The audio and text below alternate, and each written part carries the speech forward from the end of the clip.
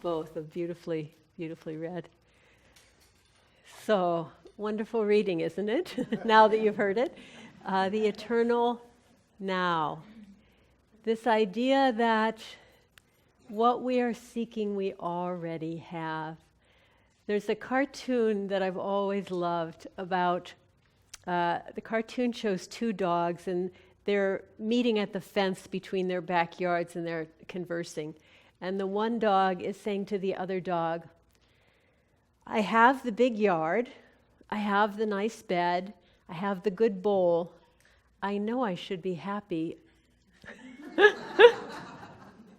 but it's not enough. It's not enough. And we are the same. We have it all. We have a house, we have a roof over our head, we have food, and it's not enough. We want something eternal. And we have that longing, and we say, just as Yoko read, when? When will I ever get there? When will I get there? Is this enough?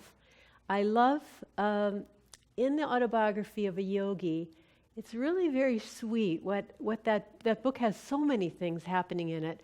But one of the things that it has happening in it is Master is using, God is using Master, Yogananda, to show us kind of the common pitfalls that the devotee goes into. And so he's a master. He doesn't have to do these things, but he does them for our edification. And in one of the chapters, he begins the chapter saying, I was getting frustrated with just having my worldly duties, my life at the ashram, my going to school, I had to work, I had to study. I wanted to find God. When will I find God? And so he goes to his guru and he says, Sir, what do you think about me going to the Himalayas to find God? And his guru is not too enthusiastic, but he doesn't say very much. He says, well, mountains will not give you God. You need to find it from someone of self-realization. And Yogananda decides that that's a kind of, he's not really saying no, so he decides to go. And it's just like us, right? Just like us. We just go, this isn't working. Surely you don't expect me to work in a store and find God. Surely you don't have to do my income taxes and find God. I mean, what does this have to do with God? And so we're saying it the same way. And so he goes and he finally meets this great realized master, Ram Gopal Muzumdar, and he says to Yogananda the same thing. Mountains cannot give you what you want. He said, do you have a place where you can meditate? He says, yes. He said, do you have a guru? Yes. He said, you have what you need to find God. And so the message is to all of us, okay, we have what we need. But as Yoko was reading, what it said is, we don't have to change, we don't have to get God to come to us. God is here. We have to change our self-perception. I really like the way he said that, and I was going to read it again, but she read it so nicely, I don't have to read it again. We have to change our self-perception. We think, I'm this poor, meditator, and I'm not very good, and so forth and so on. And we have to say, as it says in the reading, lift your eyes now. The field is already ripe for the harvest. The field is white already, right for the harvest. The light is within you. So rather than say, where, when, we're kind of locked into our own little box of sequential things, linear things. And the truth is, the presence of God is inside of us right now. And how we will find it is we will lift up our eyes and we will know it's there. Yogananda used to say again and again, he used to say, don't say, when will I find God? Say, I have him. I have him. And better even than saying, I have him, is say, I have him, and keep your eyes lifted up into the present and know that it's true. I've just been rereading a book, and I would be surprised if some of you haven't read it. It was called My Stroke of Insight. Did you read this about a woman who is a neuroscientist? She studies the structure of the brain. And what happened to her is one day she started to have a stroke, a massive stroke on the left side of her brain. And she was kind of knowing what was going on, but still she was in it. But what was fascinating about it, the left side of our brain, that's where we do our thinking, our communicating, our getting things done, and we're very, very proud of that part of ourselves. We think that's pretty together, and we did a good job, and we completed a task, and we checked things off our list, and we had a good conversation, and we do all these things that we think are really, really good. Well, her left side of her brain shut down. And so you think, oh, well, was she dead? No, she wasn't actually. She was in a very different state of consciousness. And the consciousness she was in was actually a state of bliss. She actually felt united to all of creation. And she said she didn't even see like people, chairs, building structure. It was more just like a pattern of light because it was all unified. And in reading that, for a meditator, it's fascinating. You go, okay, great. All I need to do is have a stroke, and I'll be in God.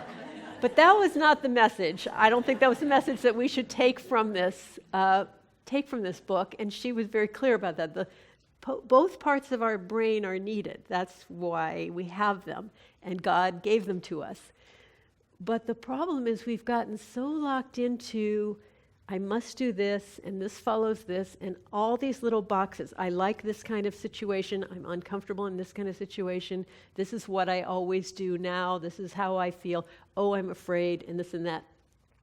And what happened to her, I mean, she was basically reduced. She was a neuroscientist, and now she had to start growing all over again. Her mother had to she had to raise her again from childhood. She tried to put together a puzzle. First she turned over, there were only 5 pieces in it. First she turned over the pieces, and then she had to take a nap because the strain on her brain was so great.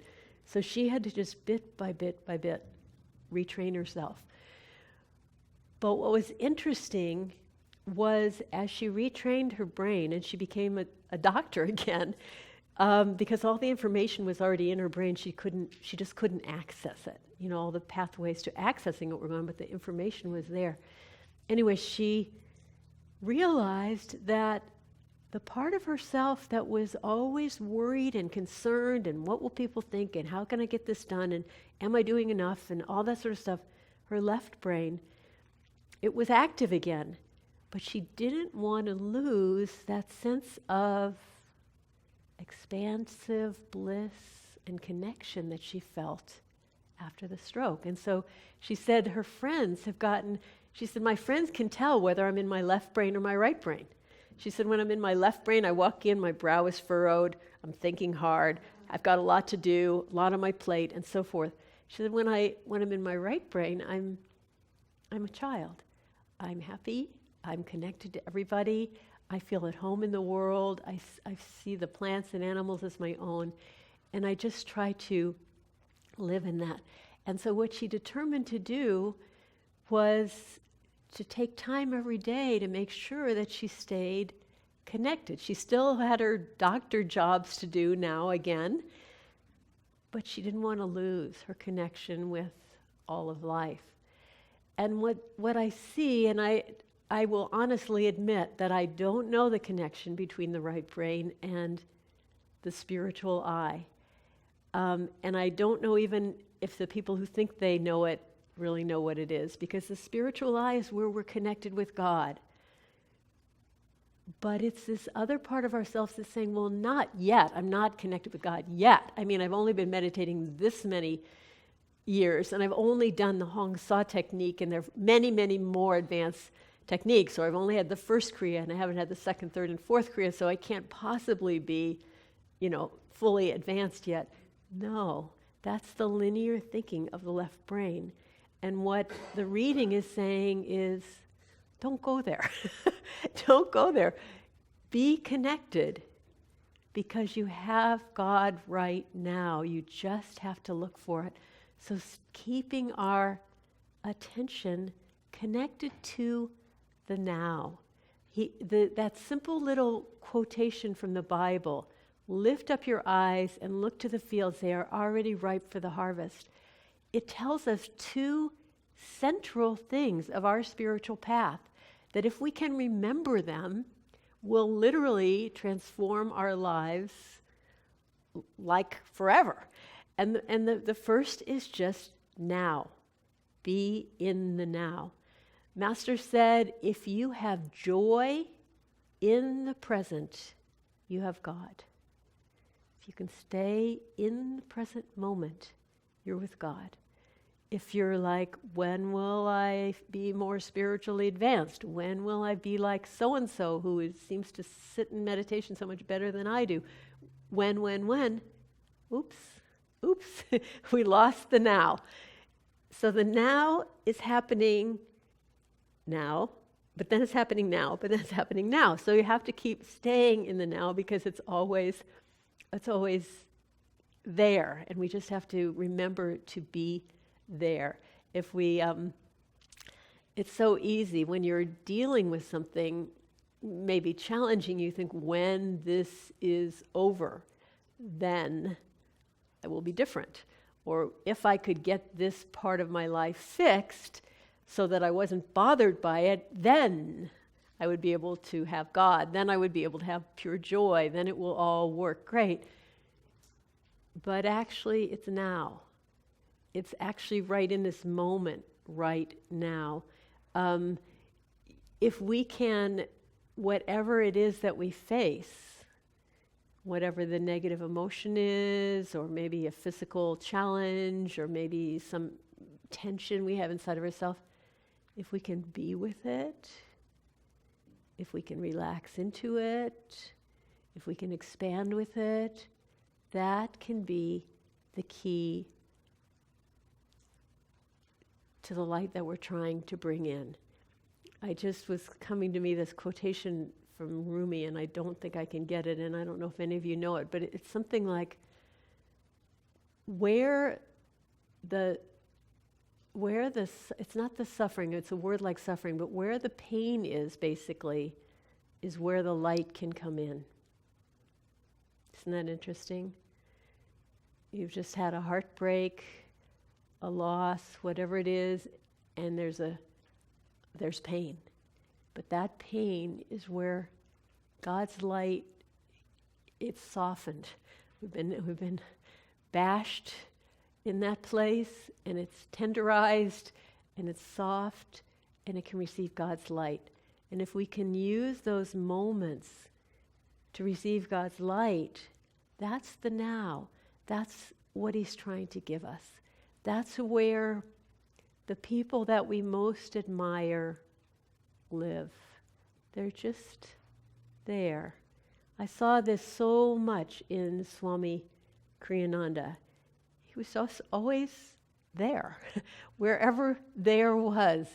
In the very early years of Ananda, we had, I know you know about tithing. We do this now in all of our communities, but it was something that we started in the early 70s. We hadn't done it up till then. And so we started tithing, and so one year, and it was a radical transformation in the community. I mean, things started, temples got built, buildings got completed, income started to flow in the community. It was a radical change and very miraculous to see just from tithing. And so we were having a community celebration to kind of celebrate tithing and promote it in the community. And I was supposed to stand up and give I was supposed to be a newsreel that was being shown of all the things that had happened in Ananda since we started tithing, because it was very, very inspiring. So I had this inspirational newsreel to be. Well, before that was a newscast that other people were doing, and it was hilarious. People were like, rolling in the aisles, tears running down their cheeks. The laughter was just hilarious. Swami was there, Swami was laughing. Everybody was just laughing. People were sitting on the floor, so there was a little bit of rocking back and forth on the floor. I mean, it was very, very lively. And I was filled with dread. because I don't know if you can sense what it's like, but I knew exactly what was going to happen. People were so laughing that I knew that when I stood up, there would be this wall of, and what is she going to do to make us keep laughing? You know, and I couldn't do that. I couldn't respond in any way except to give this serious inspirational talk about tithing.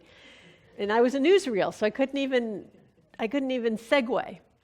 So the time is coming and the laughing, and I'm going, and then they introduced me, and I'm the newsreel, and then I knew exactly what it was, this wall of like anticipation of another laugh, except for one person, Swami Kriyananda. Swami Kriyananda had been laughing also because it was a very funny skit that had gone on. As soon as I stood up, he was completely with me. He was living in the now. That was then, this was now. It was just, whereas everybody else was more. We were all, not I was in dread, but they were more. And he was now.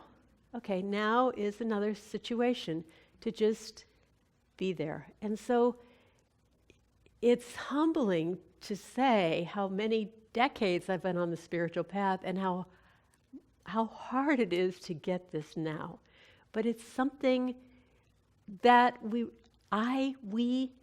there's so much liberation if we can learn how to practice it. And so I'm looking at some things that can be helpful. And part of the now is that link up with the spiritual eye. Okay, I'm not just like now, a lump here, kind of now, okay, now what? No, now my energy is here, I'm connected to God, it's all perfect. Whatever it is, it's all perfect. And I'll take that perfection to the next thing. And I'll take that perfection to the next thing, and I'll just keep reminding myself to be in the now. Not just now, but now with God, now with the God that is in me already, in this moment, in this person, in this situation. So just trying to live in that. And that is the message of the saints, certainly. There's a wonderful saint. I think you know this story, but I'm just going to share it. A saint named Ramatirtha. And some of you may not know it, but he's a wonderful saint that came to America at the end of the 1800s. And he was a very holy person, lived in India, and God told him he should go to America. So, packed his bag, got on the boat to America. He's on the boat and enjoying the ocean, the beauty, on his way to America. So near the end of the voyage, a man has noticed him, noticed how serene he is, how strong in himself he is, and he comes up to him and he says, hello, I see you're on your way to America. What will you be doing there? I don't know. Where will you be staying? I don't know. Do you have any friends? Yes. Who is that? You. And this man was so charmed that he ended up taking the yogi home, sponsoring his whole tour to the United States. And that was just that. Being with God, being in the now, trusting the process. And so what can we do to do that? One of the things is this. And I'd like you to try this right now. I'd like you to just put your finger at your spiritual eye and bring your mind to the spiritual eye. Bring your mind to where your finger is touching. And I'm hoping you're not in any way too miserable before this point, but if you can tell a change in your energy as you refocus your mind at the spiritual eye, you can rest your hand and just keep your mind flowing there. and see if you can feel your energy rise. This is so important. This past week, you can relax your hands now. I just want to share with you, this past week, a friend of mine came to see me. She had been through a really rough time. She'd worked super hard to complete a project, was exhausted. In her exhaustion, somebody told her how bad she'd done at the project. And she was so, on the one hand, so tired and so bummed, and just, would she ever get it, and was it possible? And her energy was just in the basement. She just felt terrible. And I totally sympathized with her. And I said, I just want you to try something. I said, put your finger here and just concentrate there. And mind you, I was praying like heck because I thought, I don't know if this is going to work. She's so down about herself. But she did that, and I watched her, and she put her hands down, and she kept her mind going there. And I said, how do you feel? She said, I feel good. I said, can you feel the difference between this and the basement? Yes, of course. And from here, we can actually function, can't we? From here, we can actually live in happiness. So we can go back to serving and seeking God. When we're here, we're lost in forever. Oh, I've felt this way forever. I'll never change. And that's where she was, in the not now. The not now, I'll be this way forever. I'll never change. And then she went into uplifted in the now. And that's something that is available for us all the time. And so this guidance that we have of remembering to lift up your eyes, to look to the presence of God that's with us right now. This is all we need in life, really. We just have to remember to do it. Not to get lost in, I must, what if they don't like it, all that sort of stuff, but to try to stay big, to try to say, I'm connected to everyone. I feel unity with everyone. This week, the news was really grim. I mean, the news is always really grim, but now and then it just goes more grim, and you just go, what am I supposed to do? And I think that many people feel this. What am I supposed to do?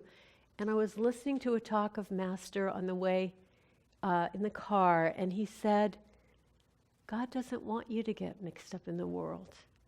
He wants you to seek Him. So there are people who, it's their dharma to do things, and I honor them, and I bless them. And for us, we need to take seriously, it's our dharma to stay big, to stay in light, to stay in love, to stay as connected as we can, and not to let ourselves get into, oh, but they did this, and he did that, and that was unfair, and this isn't good, and that's not good. And when we do that, we're getting mixed up in the world. Or when we say, oh, I need this, and I need that to be happy, and I want to be more happy, and more laughing, and more of this. Nope, getting mixed up in the world. I need to just stay in the joy that comes from being with God. And so let's just take the message of this reading. You can print out that quotation from the Bible, lift up your eyes and look at the fields that are already ripe for the harvest. Just remember it. This is our life. This is the blessing that we have in this lifetime. So thank you all. God bless you.